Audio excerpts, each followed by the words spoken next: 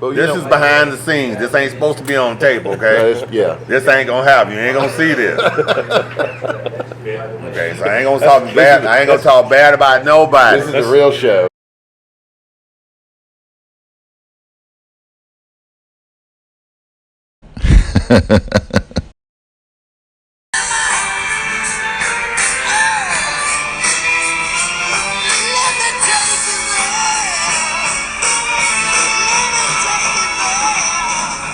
Get your nightly dose of lead on Lone Star 92.5.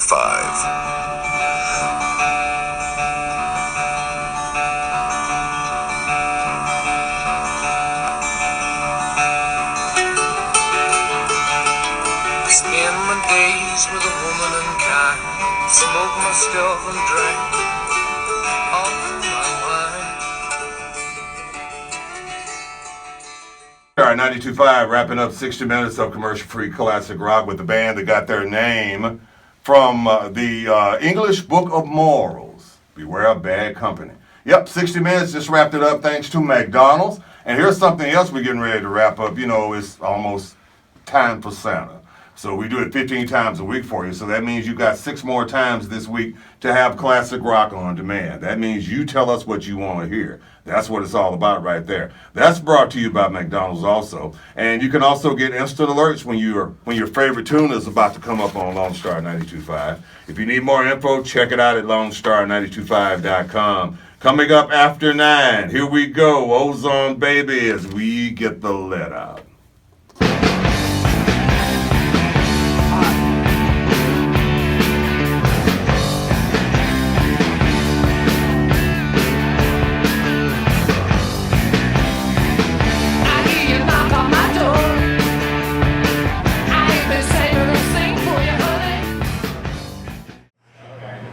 Hey, I'm DC. And I'm AJ. And you're watching Barside Jive. So how'd you get into the business? Had a buddy of mine that kept telling me, oh man, you got a good voice, you need to be in radio. I'm like, yeah. So I go on, and a couple of weeks later, it's like, oh, you got, I'm like, nah, I don't know. So he kept bugging me.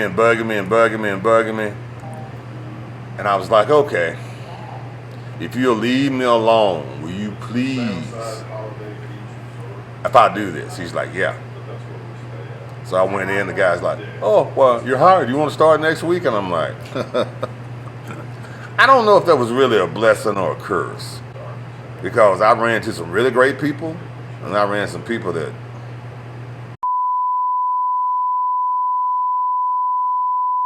if they want fire, I run up with a bucket of gas and go, here, let me pour this on you so you can burn up with it. I mean, it's just, terrible. But then again, I've also met some people that they're friends for life, and they're really good people. Just like any business, I guess. You're gonna meet some people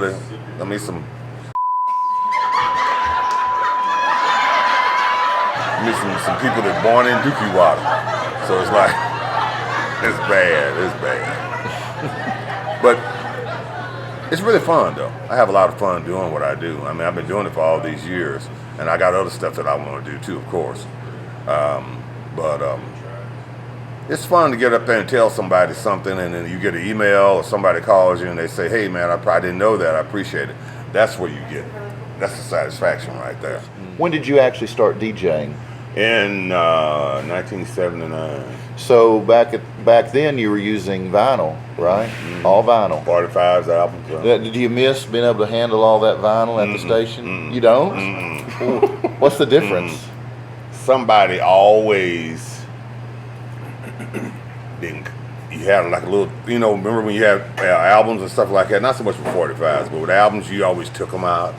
And you held them a certain kind of way, and then you sit there and you would sit there and just kind of, clean them off a little bit. Then, only handle them by the edges. Only handle them by the edges. When you put it in, you just kind of, you had a way of doing it. If you got a little fingerprint on there, that was okay.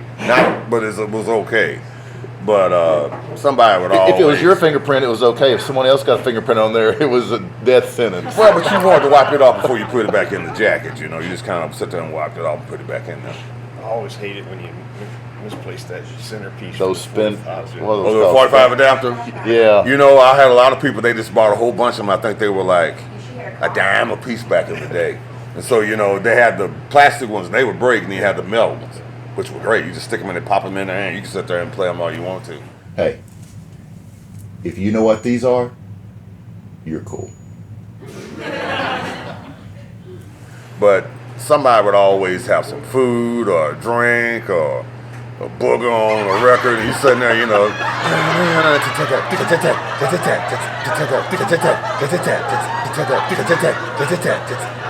You turn around and you look, and it's like, what the hell is that on the record?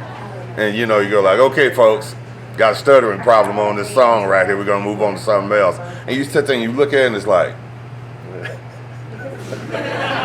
and you think, okay, who was in front of me?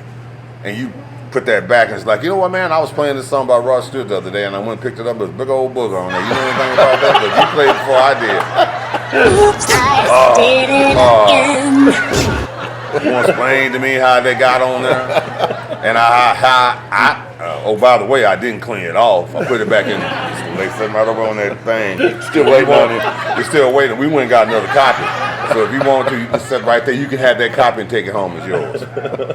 I mean, just all kinds of weird stuff. But because back in the day, I remember that it would sometimes hit a bump, and then it would continue over and over and over, hitting that bump, and it wouldn't move forward. And then sometimes they would catch it real quick, and sometimes it would take a long time. So I guess they just weren't paying attention. Sometimes you can be in the bathroom. It's not like it is now where you can pretty much everything's on hard drive, and you can, you know. Get a cup of coffee. You can get a cup of coffee. You can go to the bathroom if you have to. But back then, I mean, if you had like Freebird or some long tune by Rush or something like that, you could go to the bathroom. But then again, there was always that possibility that you come back.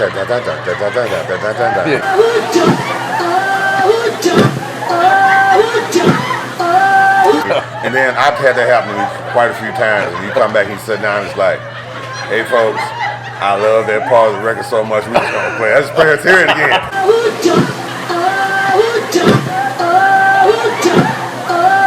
That 3 seconds oh, over that's and just over. the best. And then you sitting there, you got another record already ready.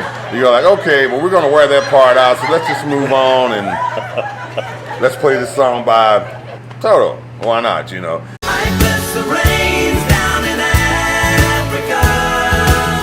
But yeah, then again we had CDs, and CDs, everybody, I remember this guy when it first came out, this guy was like, this is a compact disc. So we're like, okay. You can't make it skip. We were like, okay. He took it and buried it in sand. Just covered it up with sand. We're like, I said, that damn CD. He took it, wiped it off and got it ready, stuck it back in the player, and it played. And we were like, okay. But you can still scratch them, and they still stick. So we started playing CDs, and then it went from CDs. No, it went from records to carts. Carts are like a 4-track. It's like an 8-track, but it's a 4-track. And you got two different, you got two sides of stereo on it, they call it. So it's just like a cart. It's made out of tape. You got one song on it usually, and when it gets done, it goes back and the machine cues it up. That way, when you hear it again, it starts just like the record. Sometimes people wouldn't let them cue up. They get in a hurry.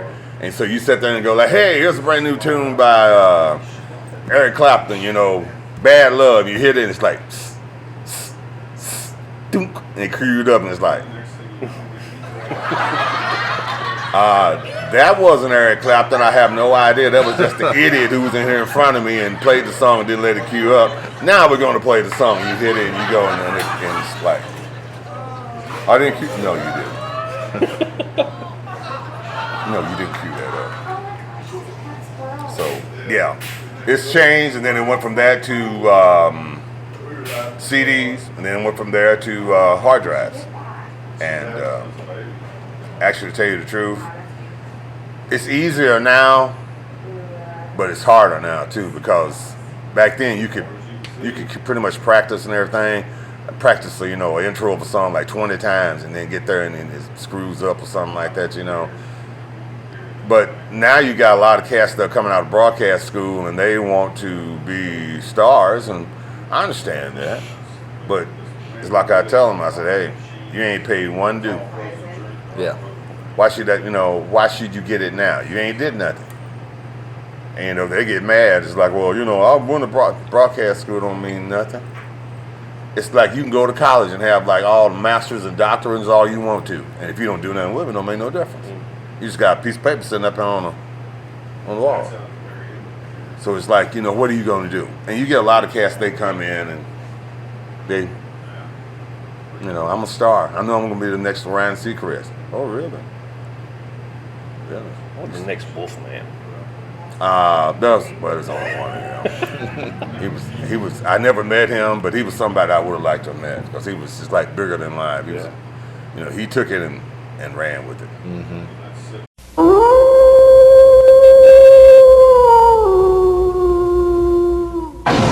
XCRB moves on. 9:30 in Los Angeles. This is 50,000 watt clear channel XCRB, Radio North America, Central Studios, Los Angeles, 1090 on your dial.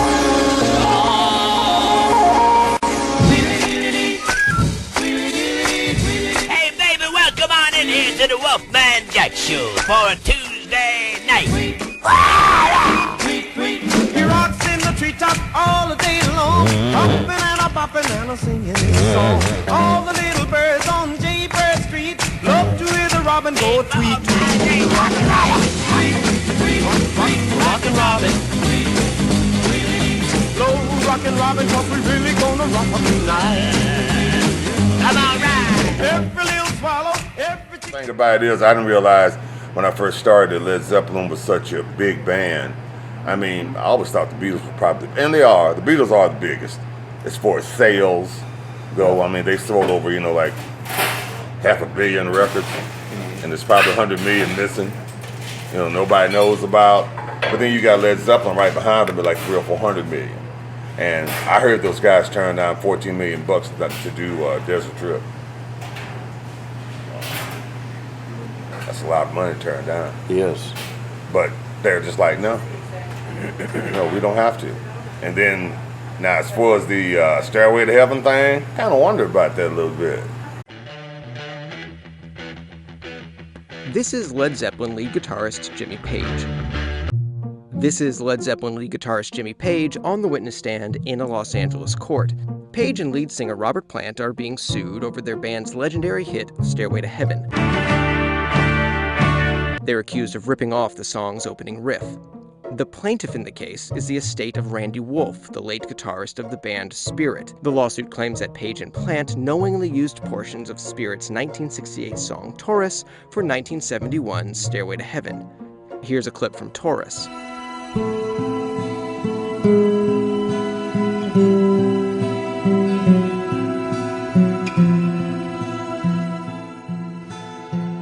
And Stairway.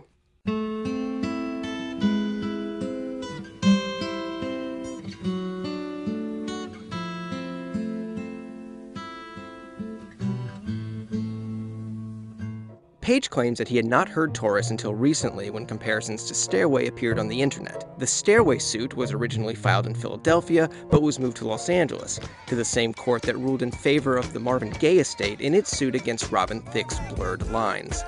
The plaintiff is suing for about $40 million of the over $500 million Stairway to Heaven has generated over the years. This is not the first time Led Zeppelin has been accused of plagiarism. In 2010, folk singer Jake Holmes filed a suit against the band, accusing them of stealing Dazed and Confused.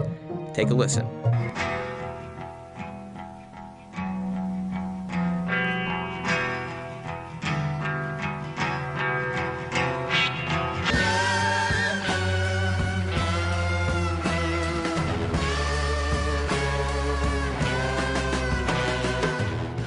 That case was settled out of court. That's kind of iffy.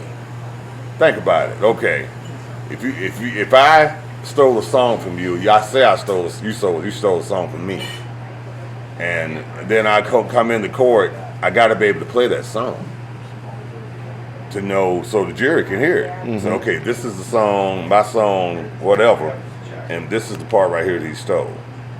So when you get that, the jury hears it, they make up their mind, yay or nay. They didn't get a chance to do that. The publisher wouldn't let them play it in court. So you're handcuffed. Oh, wow. You're handcuffed right there. So you got, okay, Now, also, you've got sheet music was handed out. Piano sheet music and guitar sheet music are different. Totally different. If you look at the guitar sheet music and you put them side by side, even if you can't read music, you can look at the progression of the notes and kind of tell what's going on. It's like, well, I hadn't heard it, but this looks pretty much like the same damn thing. They gave them piano, they gave the jury piano music and then give them guitar music. There's really not a lot of piano in Stairway to Heaven. Not really. If it is, I don't hear it. Right. It's guitar, bass, and drums. Right. And strings and stuff. Right. So that was kind of screwed up. And they didn't want a bunch of money. They wanted to give him writer's credit. So that way when you look, you know, it's like, but then, you know, so I wouldn't be that way about Zeppelin, but there's one thing that's kind of funny. You've had a lot of people sue you over the years, and most of them won. Mm-hmm. You know. I think this is a song of hope. Time to put some lead in your head. Get the lead out. On Lone Star 92.5. KZPS, Dallas, Fort Worth.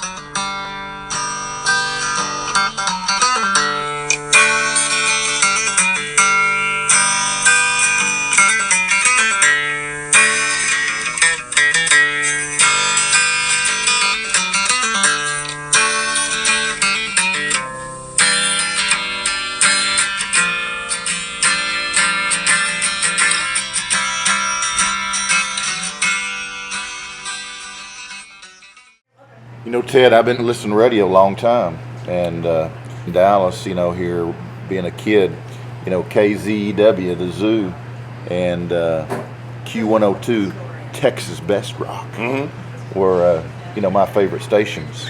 Okay, who was on Q102 when you were listening? Oh man, you know, one of the personalities that I remember the most, and I don't remember if he was on.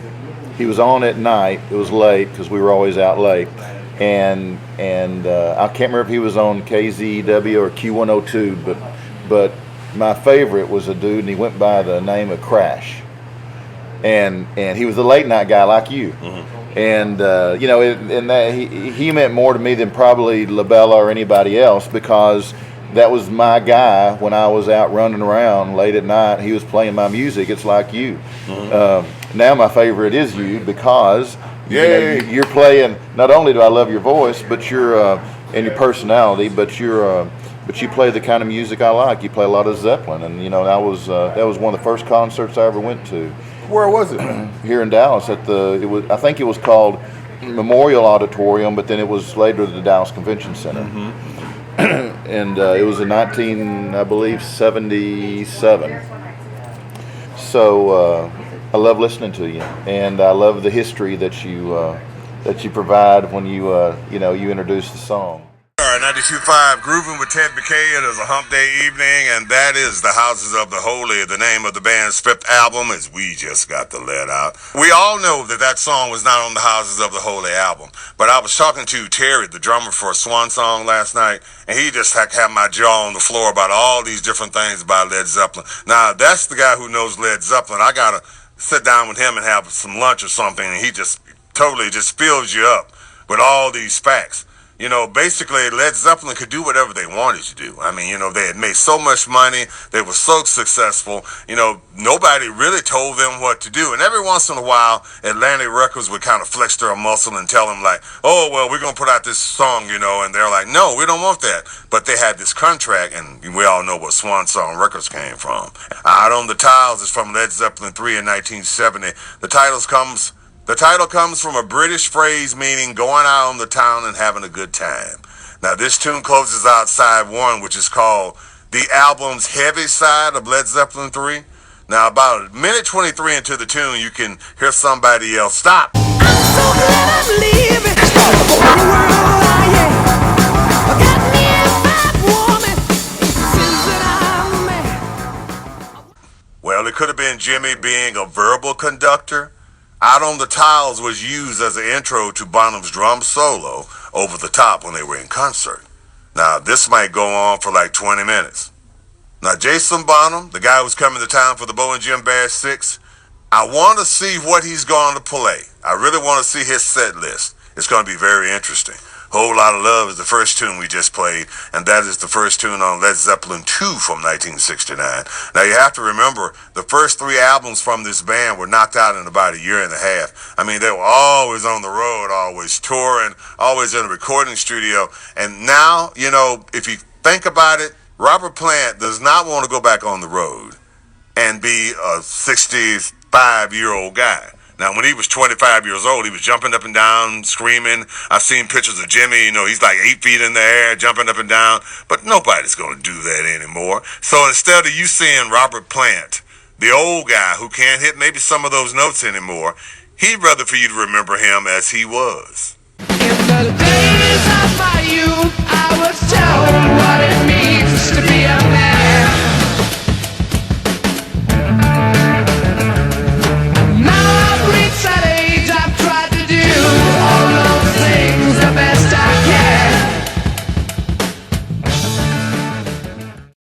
Not a bad idea. No Grandpa Led Zeppelin, that's for sure. You know, you go and I've got so much stuff to talk about. I can't.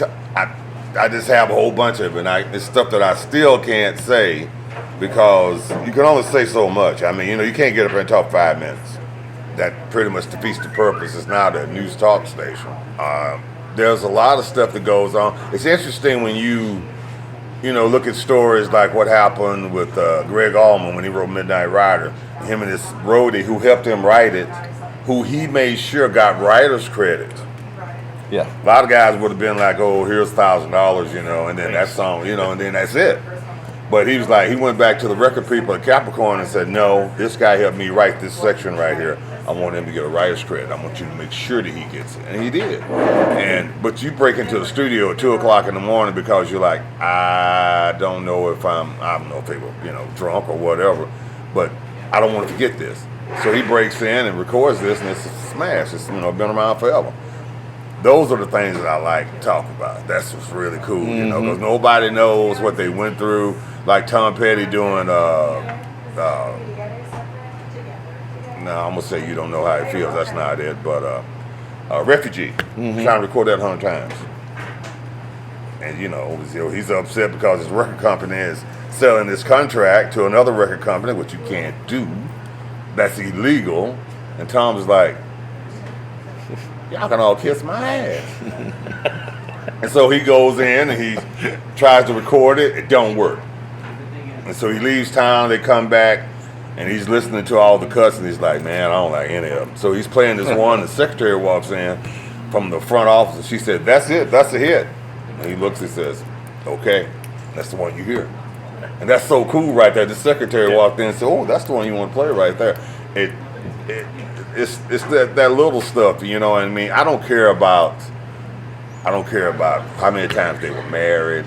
I don't care about the kids they had. I don't care about their drug addictions. I don't care if they went to jail. Well, if you went to jail, I'll probably say a little bit about that. But that personal stuff doesn't matter. It's what you did when you got behind the microphone. Yeah. When you went in the studio. Because there's a lot of people. I mean, I've heard, a guy was telling me the other week, it's about some dude who came in, he was just drunk as hell, but he sat down behind that drum kit and played it exactly the way they wanted. And after it was done, he was just sitting up there, you know, about to pass out. They made him a little bed over there.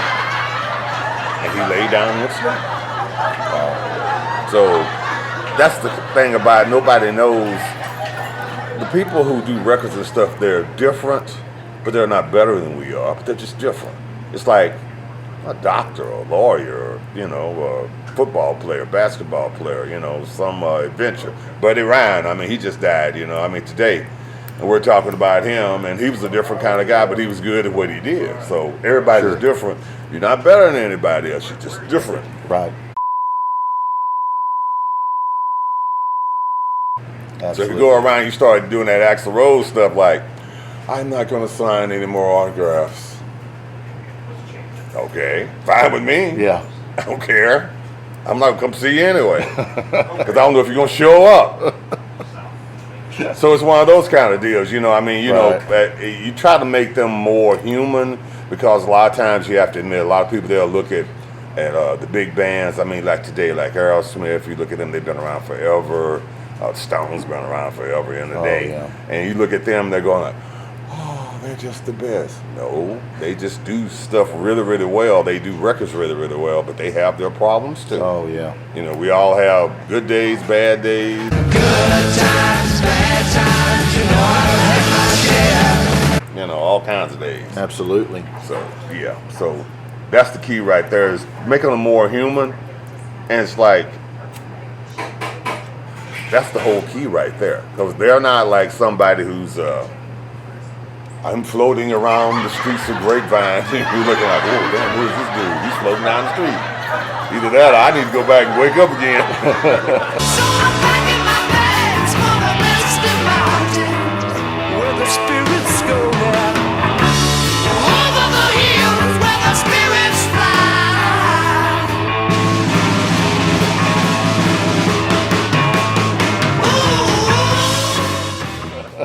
You know, so, but that's the whole thing, is having fun doing it too. Because I found people want to learn. They want to know. Because it's like, I always wondered about that song.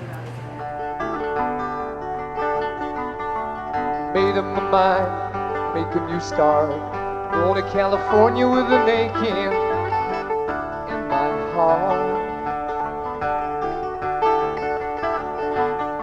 We just got the let out. That's from Led Zeppelin 4, one of those wimpy songs that the critics were talking about. And what you got to remember about critics, do you remember anybody who criticized Led Zeppelin? Because after so long, especially Rolling Stone magazine, they just dogged those guys, said they didn't have any talent, they were just like has-beens.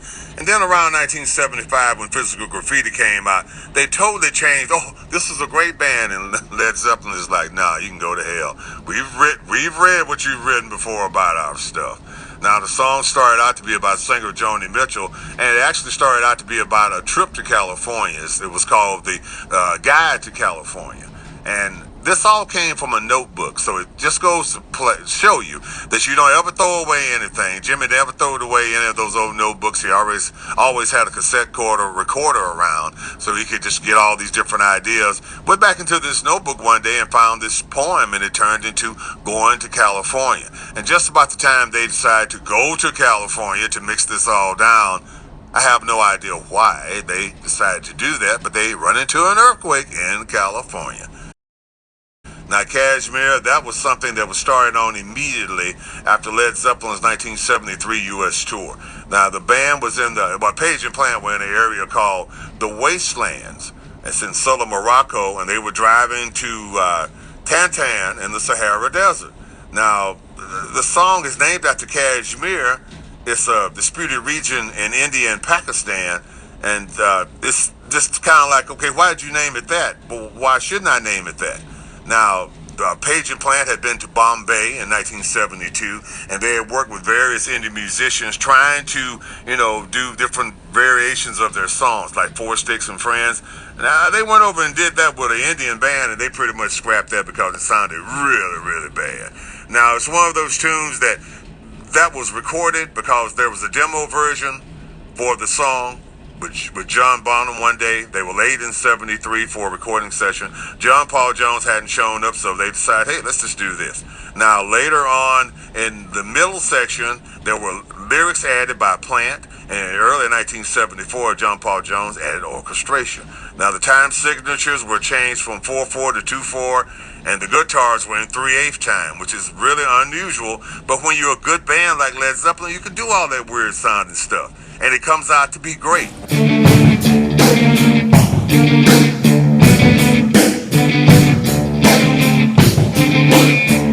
Oh, let the sun beat down upon my face, stars to fill my dreams. If you're not a very good musician, you play the same 4 chords, and then your career is like 2 years long. Look at, what's those guys' name who did Black Betty? Oh, yeah, Ram Jam. Look at them. I can't even remember them. All right, hanging out with Ted McKay. Thank you for tuning in tonight. Coming up, let's do something incredible. Here's a song that's been played with 4 drumsticks. Most people can't play with 2. That's what's coming up after 9 as we get the let out. And this is the thing I was saying we've never done before.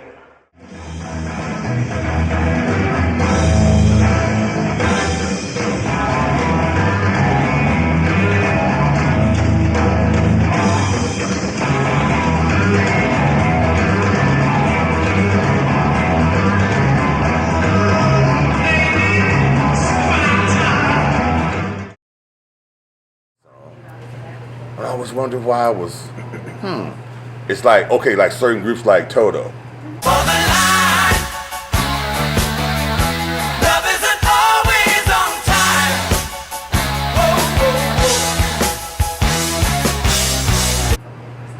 Everybody looks like, they only had like 2 or 3 songs. No, they had a whole bunch of hits. Yeah. And the thing about it, you try to play their stuff. It sounds one way, but you try to play it, it ain't that way. It's like, it's different. Yeah. It's down a half a step or either up a half a step, and it's like, well, why would you do that? Because you can. My partner over in the Middle East, Don Bottles, he was a retired FBI agent. He's passed away just a few years ago, but he's from Ohio, and he loved Toto. You know, when I was a big Zeppelin fan, so we were going back and forth from Amman out to the training camp, I'd always want to listen to Zeppelin, and every once in a while I'd put on a little Toto for him, but it's not exactly what I wanted to hear. Kind of like George Jones. Well, it's George Jones. I like me some George Jones. Well, George is an acquired taste. I mean, he has such a history. Absolutely. And you look at George and it's like, okay, what the hell are you going to do this time? There's more out there. Is it running? Yeah. And George might jump on and try to go for a word. And I think people do that to be that way. But then again, it comes to a point where we're all human. Mm-hmm. You know, I mean, we all, feel bad, feel good. Good times, bad times, and everything's going on, so, yeah. So, yeah, but Toto was a great band. All I wanna do in the middle of the evening is hold you tight. Rosanna, Rosanna, I didn't know you were looking for more than I could ever be. I mean, if you listen to them, they are a very accomplished musician. A lot of songs. And people go like, oh, they only have so many albums. Yeah, but they played for George Benson, and they played for Boz Scaggs, all his Silk Degrees, all that stuff. That's all Toto. So you got stuff like that going on. It's really, really cool. You can tell people about stuff like that. At work, they pretty much just kind of give you the information that you need, and then you figure out how you're going to do it. I mean, they don't, they give it to you like who, what, when, and where. Mm-hmm. And you kind of go like, okay, do I want to do it? What, who, what, and when, or what? Why do I want to do it? As long as you get those 4 things in there, like you're trying to tell somebody about what's going on, that's what it matters about anyway. So. The other day I was going through some old tunes and Iron Butterflies in Agata Davida. And I read, and I did not know this, but the original title for that song was In the Garden of Eden. In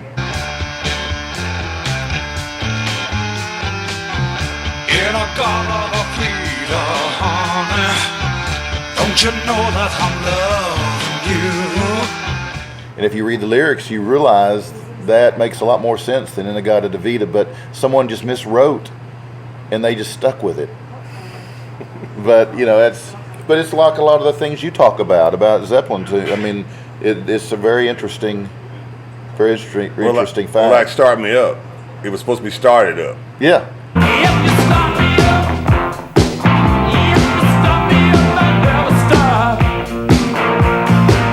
And then Mix this says Start Me Up, and everybody's like, well, Start Me Up. Yeah. That's what we'll do, just that. Yeah. I mean, so it's just, somebody mispronounced something or rewrote something.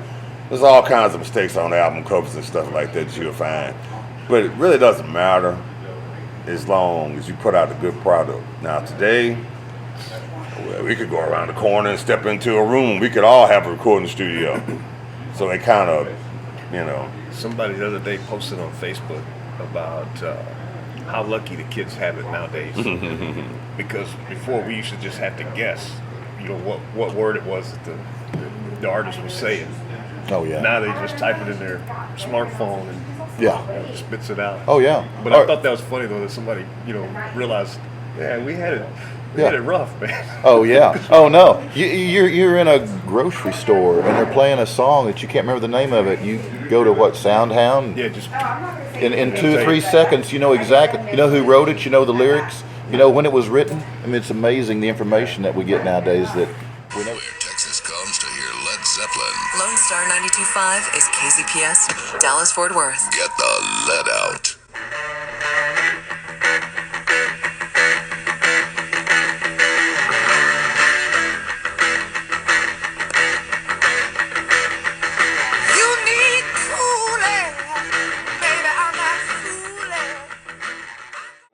star. But the whole thing about radio is public awareness. If something goes on, and we got a red phone in the studio, if that phone rings, you pick it up. It could be anybody, some government agency, letting you know what's going on and what you need to do, and that's what you do.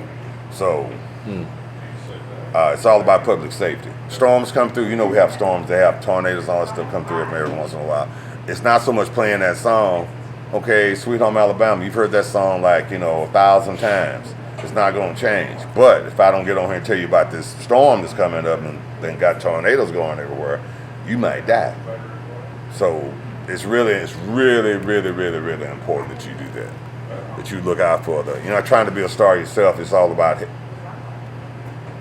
saving lives and helping the public. Yeah. That's what you're there for. Yeah. If you can't do that, then bye. Yeah. In the radio business, who was a major influence on you when you were starting out? I listened to stations out of Chicago, WLS, and you could get them at dark. Well, in the wintertime it got dark early. You could get them 7, 8 o'clock. They would come booming in, and these guys talking about what's going on in Chicago and everything. It's like, okay. And I listened to a station out of Nashville, Tennessee, WLAC. These play like these old blues standards. I mean, you had these guys these white guys playing black music, and they were cool. I mean, this one guy named John R, and he was just like, "Hey, baby, I'm John R with you." And you going like, I didn't know. This is John R. Way down south in Dixie, WLAC, Nashville, Tennessee, saying that for the last time. That's the way a legend hung up his rockin' radio shoes. John R. John Richburg said goodbye and reflected upon his early recollections of his involvement with show business and radio. How would you like to have fried chicken on your table just about any time you wanted it, huh? Well, now, look here, baby, you can. You can if you just listen to old John R. I got an offer for you that will put that fried chicken on your table in no time. The Reich Poultry Farms will send you 110 of the finest baby chicks you ever saw for the low price of just $2.95 plus 50 cents handling charge plus COD charge. Now, these are fine, big, husky, red-top chicks. And the Reich Poultry Farm guarantees your baby chicks must be in good condition on arrival and for 3 months after you get them, or they will replace any of your baby chicks that fail to survive for half price. How about that? Ain't that a mess? Now, this low price of $2.95 per 110 baby chicks may be withdrawn at any time. Don't delay, friends. Get your order in the mail right now. All you have to do is write a postcard or a letter to Red Top or John R., WLAC, Nashville, Tennessee. Remember now, they're only $2.95 per 110 baby chicks, plus 50 cents handling, plus COD. Because of this low price, the 110 chicks will be primarily cockerels, no sex or breed guaranteed. Send no money, just your name and address and zip code number to Red Top or to me, John R., WLAC, Nashville, Tennessee. Do it right now and think about that good eating you're going to have on your table when your baby chicks become frying size. Lip smacking good there, man. You just kind of go like, man, that sounds like it's pretty good. And then, you got some stations around Dallas. Kiss was really big. Back in the day when Zippo was there, I remember listening to him all the time. But the guy who really influenced me was a guy who was over in Shreveport at KEEL, Keel Radio. It was an AM station, and that's when the AM was still, bouncing pretty hard. Mm-hmm. His name was John Frost. Guy had a great voice, deep voice. He just do all that stuff. Was really, really funny. And you could tell he really sat down and did show prep before he went in. He didn't just go sit down and just fly by the seat of his pants. Some people do that and they can get away with it. Me, I got to sit down and write stuff down because I want to know where I'm going. Mm-hmm. And he was like, so I sent him a tape and I listened to him all the time. And I sent him a tape and I said, hey, man, she would like to get a job. I kind of seen your tape, and he's like, yeah. So my program director, the guy who's our boss, he was like, I'm gonna try to go over there and get a job at that station too. I didn't say nothing to him about it. So I went over, and so the guy called me up and he said, hey, how would you like to work on the weekends over here? And I'm like, oh man. I mean, I'm just like floating around the room. So I'm packing my bags for the misty mountains where the spirits go now. Over the hills where the spirits fly.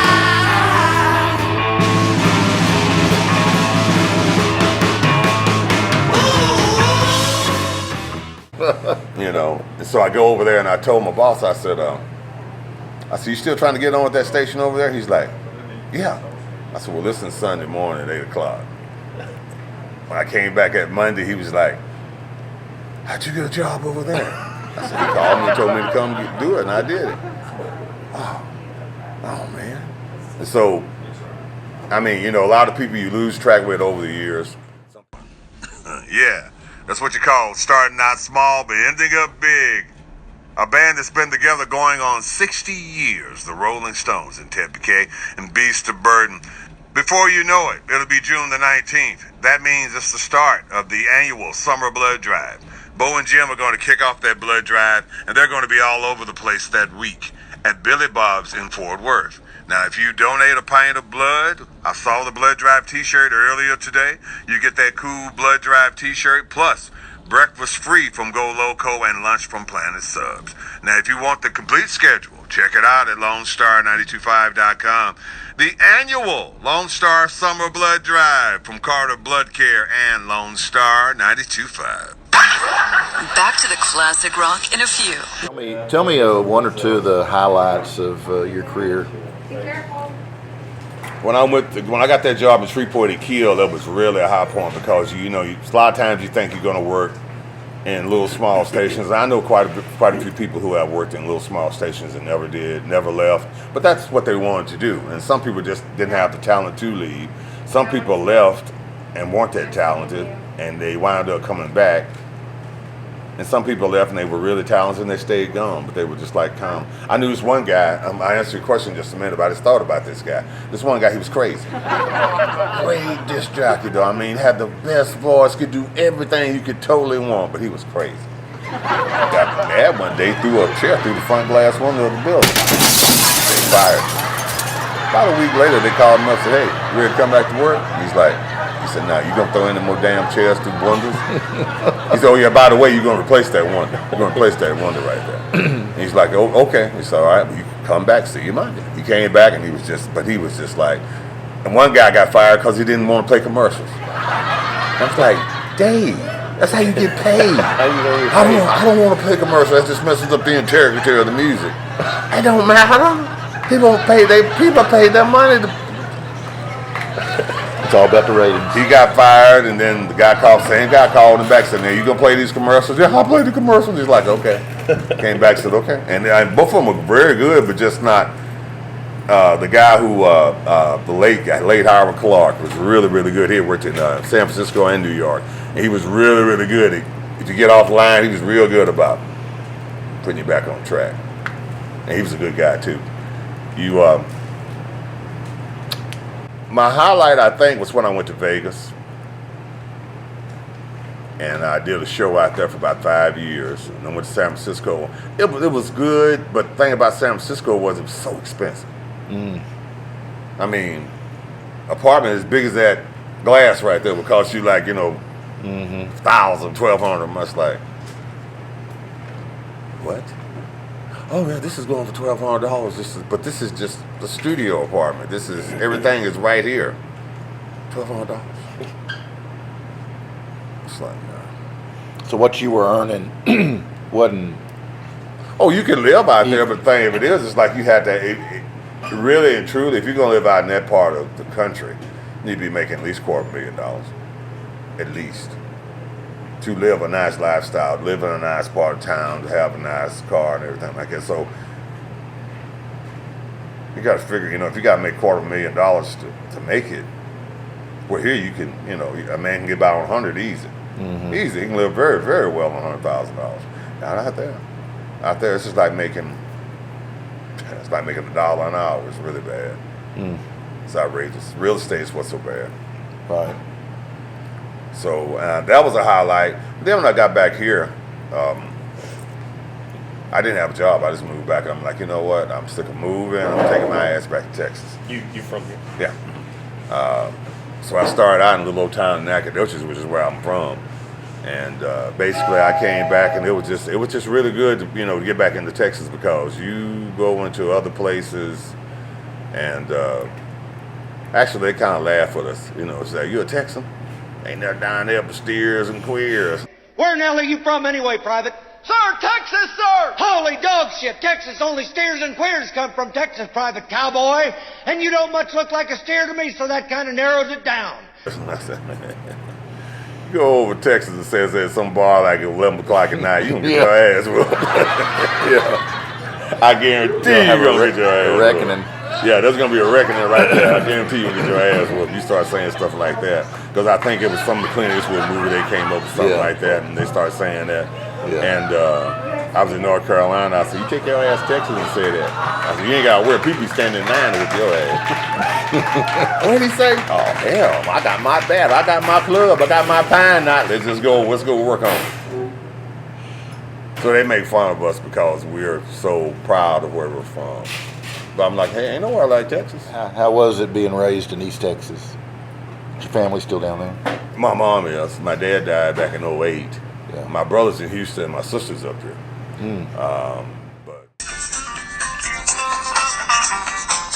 Lone Star 92.5, there you have it in a big old box with a bow on it. An hour of commercial-free classic rock. One of the few tunes I can think of that has an electric sitar and a plastic organ solo in it. Some New York guys who recorded that tune in L.A. in 1972, doing it again with Steely Dan. So, what keeps you interested in your job? Basically, I have stuff that I want to do, like get into cartoons. What my ultimate goal, and people laughed at me when I told them this. My ultimate goal is to join the Marvel Universe. Who's your favorite cartoon? As far as Marvels goes, I was a big Iron Man fan. My dad was the one who started us in Iron Man. And my dad started us reading comic books. We go like, well, what is this? And we back then they were 10, 15 cents. And we grab them. And so we started reading them. And it's like, okay. And he started reading them. And then we go every week to get groceries. And we never would go anywhere. Sitting there just looking, okay, there's new Spider-Man. There's new Batman. Oh, Superman died. Wonder why? Well, it's by the book, And then, of course, they stretch it out for weeks. But yeah, those are the ones part of the Marvel Universe. That's that or either DC multi-universe or one of the two, because they need people to do voiceovers and stuff like that. Oh, yeah. Have you done some voiceover work? Oh, yeah. Matter of fact, the phone call I got just a while ago was a guy telling me about some voiceover stuff. He's like, yeah, you need to do this stuff. So that's what you want to do, and eventually you have your own studio at home, or you got a place where you go and you do your stuff from out of your studio. That way you get up in your jammies, drink a cup of coffee, you can sit back and do your stuff and have it all done by now. Right. Have it done by now. And then you can go and do something else. You're always busy, but then the thing is you got to realize, I found out, you have to realize how to take your time and use it well. And that's the whole key right there. It's have fun, man. Y'all have fun doing this. You got fun barbecuing. I mean, when you look at some ribs and they're exactly what you want, how do you feel? I feel good. It's like, oh hell, accomplished. Sense of accomplishment. Yeah. Look what I did. And somebody bites into them and they go like, oh, what did you do? And you go like, I just cooked my ribs like I normally do. And you get that satisfaction out of it. So my satisfaction is probably just telling people stuff they didn't know.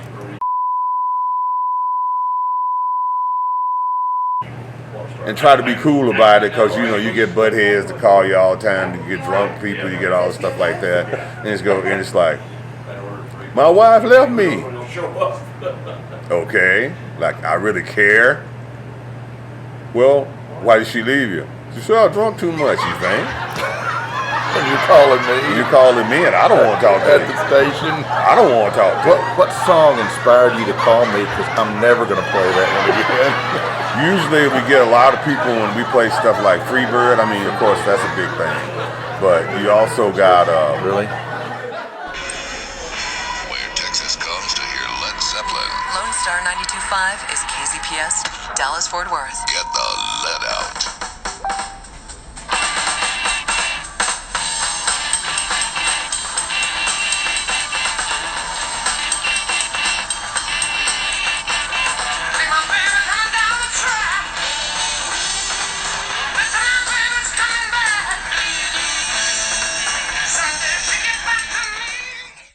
How has social media affected what you're doing? It's everywhere. Facebook. I don't do Twitter because I've seen people do tweets and they do stupid stuff, and it's like, okay. You sit there and go look at your watch. Okay, how long is it going to take before you realize how stupid that was? And you go up and you rescind that tweet.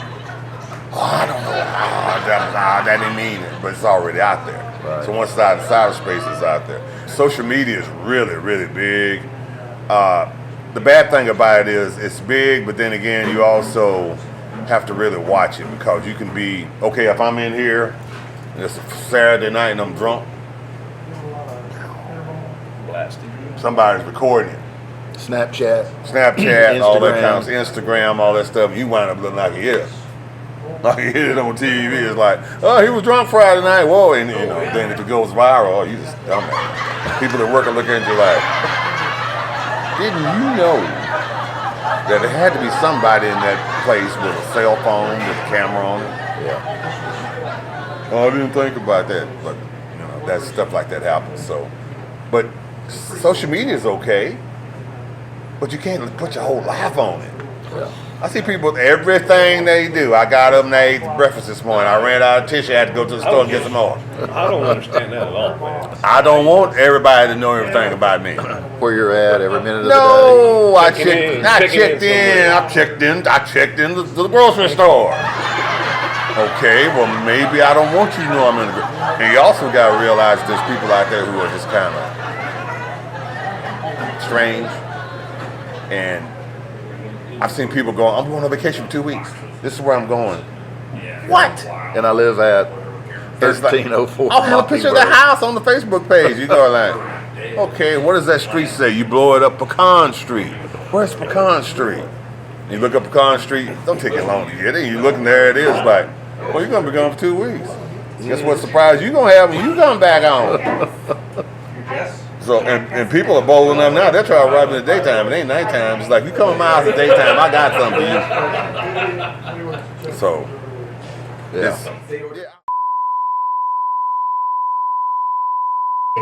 it's just the weird people that you meet sometimes. Well, you know, I didn't think about people calling in, but I guess since you guys you put your phone number out there to the station, you have all sorts of callers. Everything from, I want to make love to you. And you're like, who the hell are you? Or, I don't like you. I don't like you either, I guess. If you don't like me, I don't like you. Well, no, you said something about 2 years ago. 2 years ago. Yeah. And people are taking a hold on to that stuff. Well, it's just like Russ Martin. Yeah. He's up in the same building. I mean, people come up and they'll come by and, like, well, I want to meet Russ. Well, you can't just walk right in. Why not? Just can't.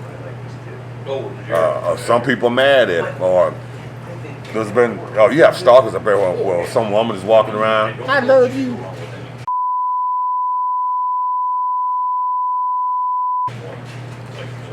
You need to get help. So you got all for the mentally challenged and everything else is no. It's kind of weird. It's real weird. Coming up after 9, Poor Tom. Poor Tom. That's on the way as we get the let out.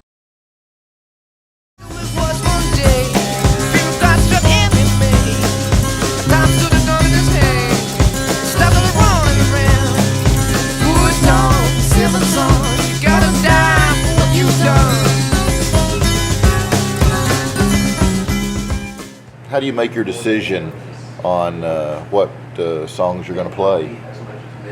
Basically, the songs are handed to me, and it's up to me to make it into, it's like a puzzle. It's handed to you, and it's up to you to put it together, to weave it into a show. How do you make this a good show? The show that you did last night may be good for last night, but today it may not. You may not have it. Are you saying that they just someone gives you a list of songs that you have to play on a particular evening? They give me the songs and I play them. And you can put them in whatever order you want? No, they're in a certain particular order, but see, that's the whole thing. You have to have some kind of control over that, because if you don't, you have a guy that's playing the same stuff over and over. He'll be playing, Stairway to Heaven every day. Yeah, what I like. But no, you can't play what you like. That may be good, but it's not gonna work. It's not TED radio. It's for everybody. So people look and they go like, well, why do you have to play what they give you? Well, basically, pretty much.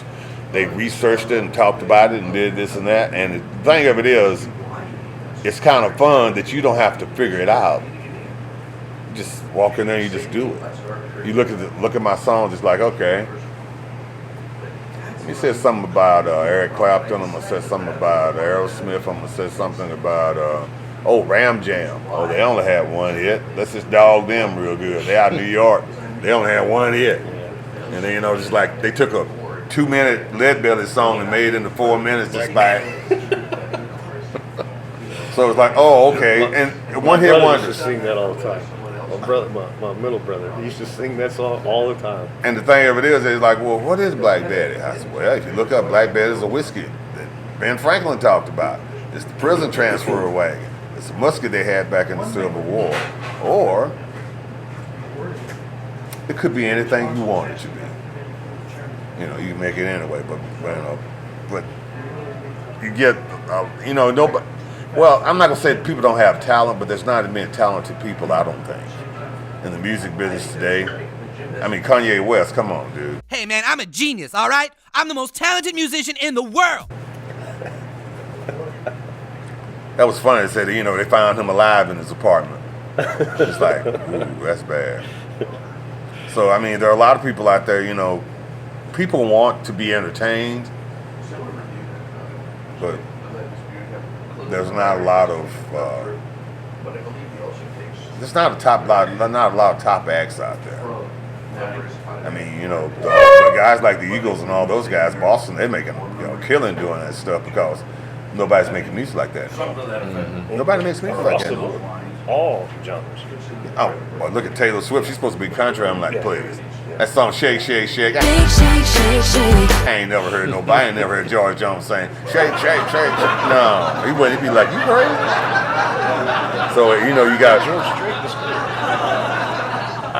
I don't know anything about her. I don't play any of her music, so I don't know anything about her. I remember, I listen to country music. I remember he took her on tour with her and stuff, and then she just morphed into what she is now. But she used to truly be more country. Yeah, but you know what? The money is in that stuff that Beyonce and Lady Gaga do. That's where the money. That's the money right there. And you got to think about it. A lot. It's like when Metallica went, they changed their sound. Everybody's like, oh, they changed their sound. They're not the same anymore. I don't like them anymore. And I told people, I said, okay, you can't keep playing the same all. After a while, people get bored. Right. And I said, they may have lost you as a fan, but they gained 20 other fans. So you think they're going to be mad because you dropped off the wagon and 20 other people jumped on it? No, they got kids, they got to educate, they got mortgages they got to pay for, so they're trying to make money. They don't want to be like 80 years old out there singing, the Sandman. Aerosmith's made some major changes in their music over the years. Yeah, when they first started out, they were pretty, it's kind of strange. I didn't know Steven Tyler was a drummer. Beautiful.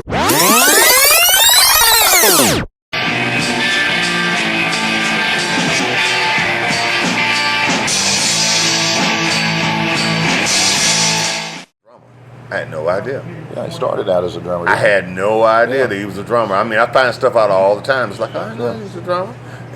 They always, I don't know about that thing with him and Joe Perry, because they always say they don't like each other. And on and off again. On and off again. I think that's just media. Well, it gives them attention. It gets some attention. I mean, Joe Perry was talking about when he did that, what was that show he did, like American Idol? So what are you going to sing us? I'm going to sing you Inside Your Heaven by Carrie Underwood. Okay, let's hear it. Space.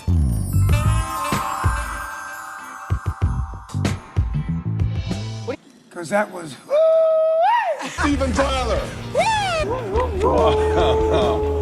Dude, did you hit your head on the way in here? You ought to be arrested for that. Whoa!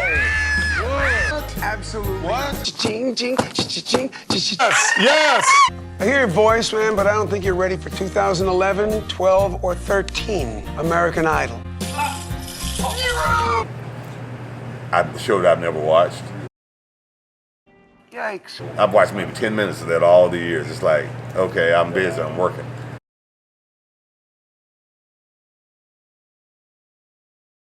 But when he did that, you know, Joe Perry was like, it's a joke. No. Okay, that gets him back in the news. And I saw this video where actually Joe Perry tried to kick him off stage. Have you pushed him off the stage ever? Well, there was an incident. You know, he likes to come up and bump into you on stage sometimes. Part of the show, like, I mean, when you kind of, you know, like singing into the same microphone and throw his arm around you or whatever, you know. I mean, that's part of the show, and it's kind of like the interaction, the physical interaction of the band, you know. And but when he comes up from behind you, it can kind of throw you off when you're trying to play a lead or whatever. And you know, I've asked him politely, you know, don't do that because you're gonna knock me. You know, I lose my balance, you know, because I'm kind of focusing, you know, and I don't have the luxury of being able to put my guitar down and, you know, just kind of know where I'm at and keep my balance. I'm looking down at the fretboard, and it throws me off. And you know, he gets into it and sometimes gets a little carried away. So at that particular show, he was like, I was at the end of the stage. My toes were basically touching the edge, and right below me, I can't see anything because it's black. The spotlights are in my eyes, and I'm playing. He comes up from behind and kind of nudges me, and I almost fell into the audience. And I was pissed because he had, you know, done it again, and I asked him, you know, don't do this, you know, and so. When I was walking back, he was on the side of the stage, and as I walked back, I gave him a hip check.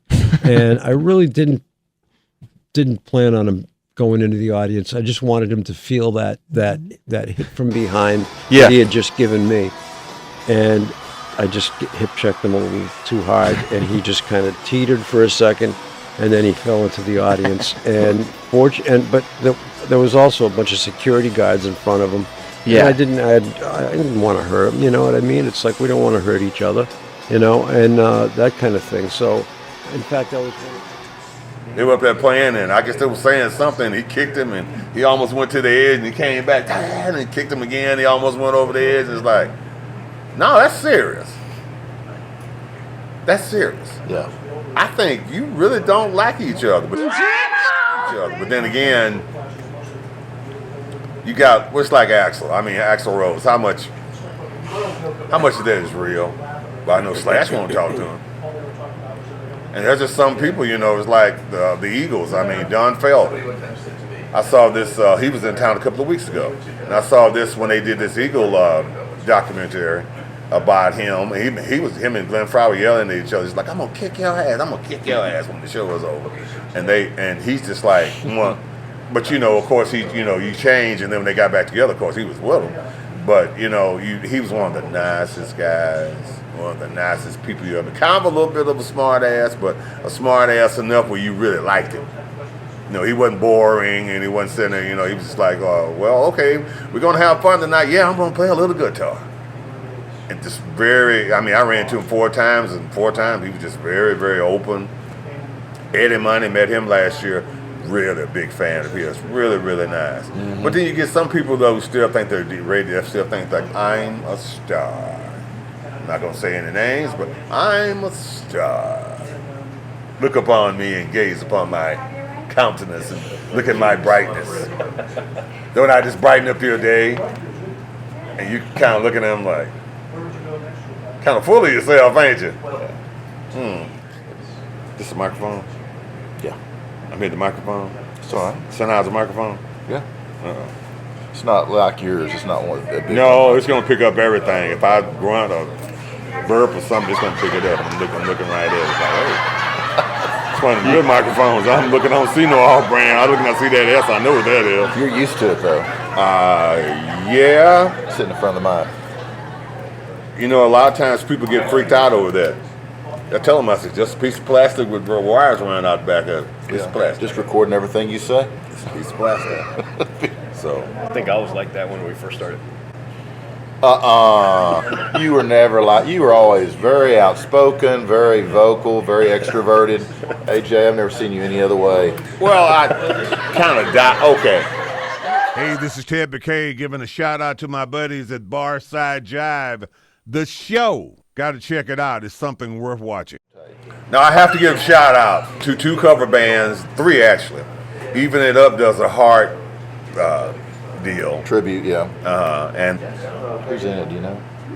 I want to say Christy, but I can't remember. But she's really good at what she does. Okay, so a shout out to Even It Up.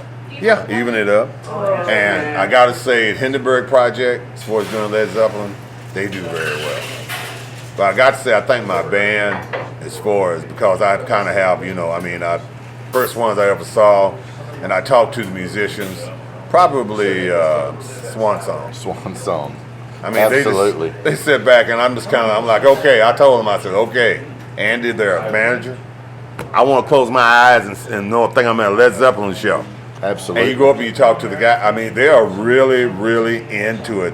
The drummer's got Bonham's gong. Wears a little hat, a little derby hat. Terry? Yeah, he's off and I'm sitting there looking at him. He's just sitting there smiling at me playing Moby Dick. They're all solid. You got Craig, you got Terry, you got Kurt, and Rich, and then they've had Eddie and Barack. To fill in when Rich couldn't sing, but they've had some amazing musicians in that band. They really do. And I'm a bass player myself, so I'm into rhythm. And I talk to the drummers and bass players. It's like, okay, tell me how you play Immigrant Song. Oh, you don't want to tell me? Well, I kind of cheat a little bit. I'm like, I don't care about you cheating. And you sit there and you play that, and it's really actually those guys are really good musicians. Mm-hmm. And I mean, they've got the EDS 1275 double neck guitars. They got all that stuff. And I mean, they actually look the part, and that means a lot. Oh yeah, that means a lot. You can actually close their eyes when they're playing. It depends on the venue, but you can close your eyes and you really think Zeppelin's live. Yes, yes. You really do. Most definitely. So I don't think those guys ever would get back together. The original Zeppelin, they could easily do it with Jason Bonham easily. Mm-hmm. Oh yeah. But it's like they made too much money. Yeah.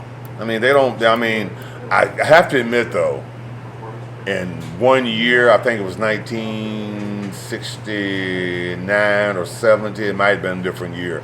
But those guys did 160 shows.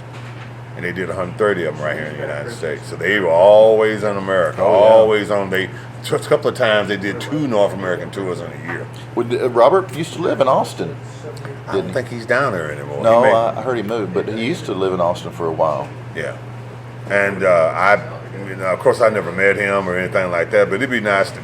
I'm like one of these kind of guys. I'd be nice to shake your hand, take a picture with you, and that's it. Right. I don't really have to sit down and talk about it because I'm sure. You ask them questions, they'll give you a different answer on different days of the week. That's what I always thought about you, Ted. Is I just want to shake his hand and have a picture with him. Nah, it ain't that big of a deal, man. It ain't that big of a deal. I mean, hey. And I know you've been thinking that about me. That's why you showed up today, me and AJ. No. I did it because I told you I was going to do it. And I try to if I give my word, I try to keep it. Now, sometimes you can't. I mean, things pop up or, sometimes you can't. But if you tell somebody you're going to do something, you need to do it. So tell everybody what happened. I sent you this email. You go into work one day and you get this email from DC. Yeah. I mean, I'm looking at it, I'm thinking, okay, are we going to get on and talk about Trump or politics or, about, gun control? No, I don't. I have an opinion, but I'm going to keep that to myself. Yeah. But as far as music, that's a universal thing. Absolutely. So you go like, okay, you guys got a YouTube show. Why not? I mean, nobody's ambushed me. Nobody getting me in here talking about how do you feel about racial injustice. Everybody's got an opinion, so. Absolutely. Even on music, but music is kind of the common thread. It kind of is what brings us all together, I think. It does. I think so. I think, when you sit back and if you can go to China and the same notation that you read here is the same China. Let's say China. China, China, China, China, China, China, China, China, China, China, China, China, China, China, China. I have to have my China. Or, Japan, it's all the same thing. That's why when they did that Led Zeppelin thing and they gave them piano music instead of guitar music, it's like, no, that's not right. So I don't know if Zeppelin has slick lawyers but they do. Yeah, officially now, Stairway to Heaven, it looks like the way it's going to be from now on is a page implant, song, something they did. Well, if you listen to a lot of rock and roll, you're going to hear the same riffs throughout a lot of that music. I mean, you could make a lot of. You're going to start claiming. You can make a lot of bands can make a lot of claims that the riff I came up with on this song is in your music. I mean, that you could go on all day. There'd be so many lawsuits. Well, thing about Zeppelin though, they would do stuff like that, like Nobody's Fault But Mine. That was done back in the 20s. Mm-hmm. Baby, I'm Gonna Leave You. They didn't know that was somebody that wrote that. They thought it was traditional music. Traditional folk music, nobody really knows, and it's pretty much you can play it. It's like Black Betty. Nobody knows who wrote that. So you just saying, you don't have to worry about, paying the publisher or the writer. There's no writer's credit. Okay. But Willie Dixon is like, okay, I was back in Chicago back in the 50s with Muddy Waters, all those cats were doing all that stuff. You did this song called Whole Lot of Love. Okay. But it sounds like to me like it's my song, like You Need Love. So Willie goes to court, gets sues him, wins. He goes to court and the song Nobody's Fault But Mine, had to pay for that. Baby, I'm Gonna Leave You, had to pay for that. So you kind of look at that, it's kind of like, you guys have been known to do stuff like that.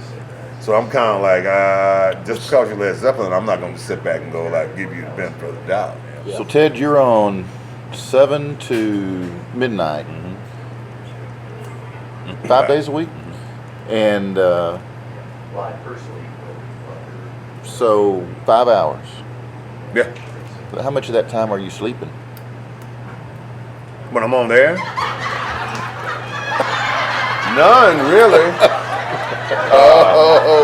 Here we go. None.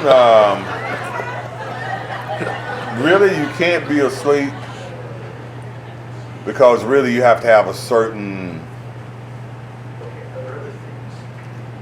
work ethic, I guess. It's like when you do your reels. There's certain things you got to do. You feel like if you don't do them, it ain't gonna come out good. So therefore, if you don't do it, or you forget to do it, and it's like, oh man, this didn't come out right. So it's like when you go to work at the station, you have to kind of have a work ethic about it. You want to get the best that you can totally possibly get it. And then when you can't do anymore, that's it. That's all you can do. So how much time do you have to prepare once you get your song list? How much time do you have to prepare before you go on? I usually get it the day before, so I can sit back and go. Like I usually have a buddy of mine, Todd Frost is the assistant PD. He'll go and he'll print it out for me and give it to me. And that way I can sit there, like the stuff that I've done tonight, I've done about a couple of hours, maybe 2.5 hours of show prep already before I even got there. I did that before I left last night. So that way when you get there, I mean, it's like, you don't walk in, you don't have anything to talk about. You got plenty to talk about. Yeah. Plus the station's got stuff going on. You just want to sit back and have fun and enjoy yourself. I do have fun at work. A lot of people don't. Just think about, I used to be that guy who get up and go like, oh damn, gotta go to work. I hated that. Now I go to work. I mean, there's some days you go in and you're not chipper and all happy and everything, but you never really just kind of say to yourself, I hate being here. You don't ever say that, just for the simple fact, I mean, what I do is very enjoyable. And I have fun. If you don't have, a guy told me, he said, if you don't have fun doing it anymore, you need to quit.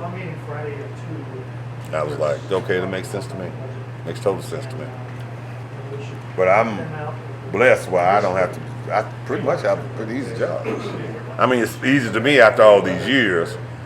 It's easy, but then again, you have to pay attention. But then again, after 30 some odd years, Should already. He should have it down. Mm-hmm. Should. Wow. And you heard it right here from Ted McKay. 7 to midnight. Lone Star 92.5. Mm-hmm. That's right. Get the lead out, baby. Get the lead out. Ted McKay right here. A Hummer limo, please. Where's the limo? I need a limo outside right now. Hey, I'm here at AJ's Main.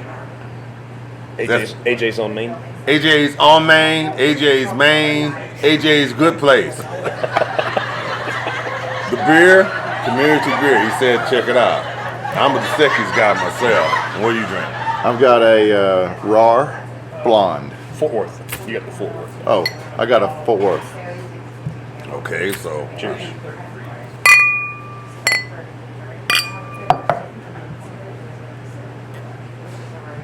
All right. That's all. What do you want? Tell the folks where to catch you. Hey, you catch me Monday through Friday, 7 to midnight at Lone Star 92.5. We do classic rock. And this is the home of classic rock in Dallas-Fort Worth, so I'm going to tell you like that. You can get imitators and everything else, but we do the real deal. So check us out. Bo and Jim in the morning, Debbie at middays, Jeff K. afternoons, me at night, and Doc Reno at night too. So everybody, 24 hours a day, 7 days, 24 hours a day, 5 days a week, we got you surrounded by classic rock. Now on the weekend, everybody needs a chance to go and chill. Ted's the man. So check us out. You'll enjoy it. Get the lead out. Get the lead out. Get the lead out of your ass every time. Thanks for inviting me over now. You're welcome, Ted. We enjoyed it. Mm-hmm.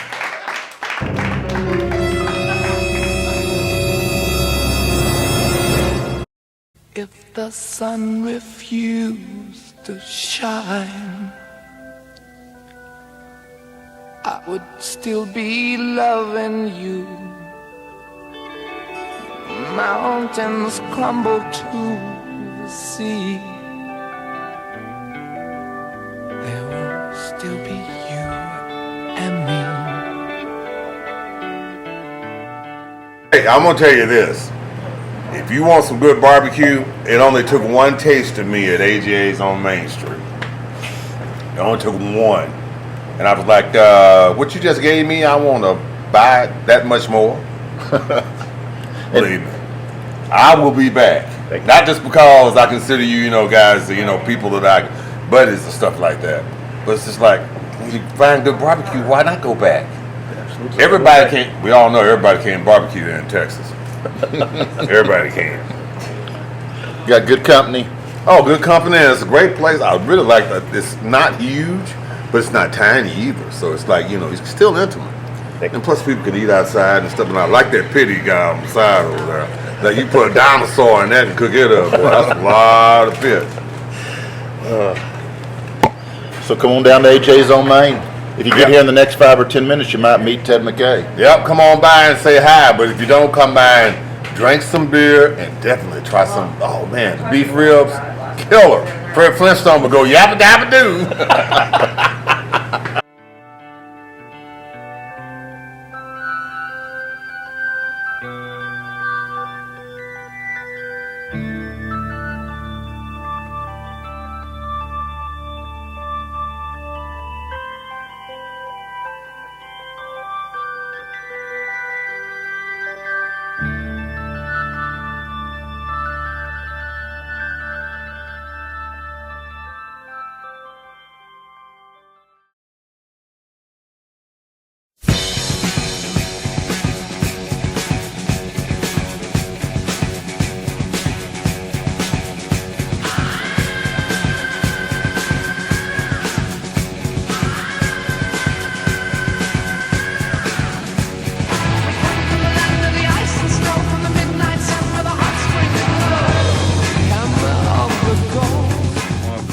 That is remembered for the band being so in your face, and that's what they did. Remember good songs from 1970s Led Zeppelin 3. The tune is one of those things they came up with while going over into Iceland Went over, did a show, got paid, came back, and about 6 days later at the Bath Music Festival, they did the song. So it didn't take them very long at all to put it together.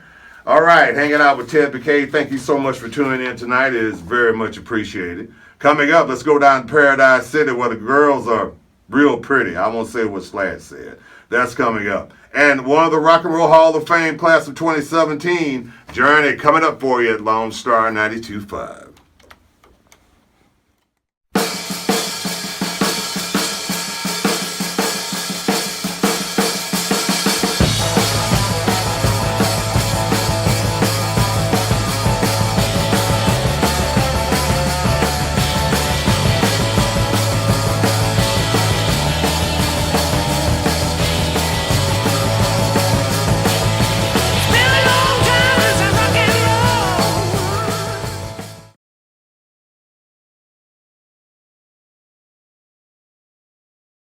Hey, this is Ted McKay giving a shout out to my buddies at Barside Jive.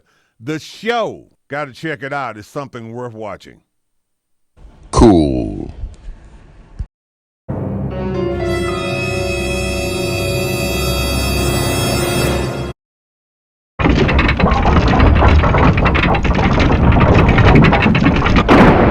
This sucks. Yeah, maybe we should hold it. No way, Beavis. I gotta go really bad. Besides, I heard if you hold it in, it, does damage to your nads. Oh, yeah. I want my nads to be in good shape when we see those chicks.